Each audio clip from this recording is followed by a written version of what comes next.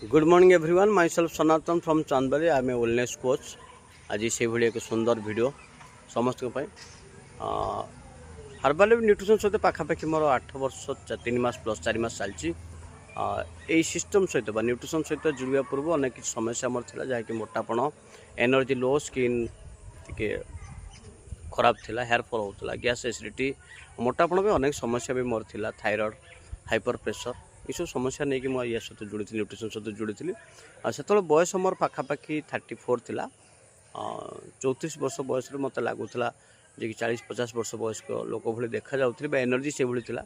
धीरे धीरे मुझे न्यूट्रिशन सहित जुड़े कंप्लीट से सिस्टम्स को ग्रहण करे, माने ये सब जिनस को कंटिन्यू कलापर मोर बयस दिन दिन बढ़ी चलती, पाखापाखि माने 42 वर्ष ऊर्ध्व हो गला।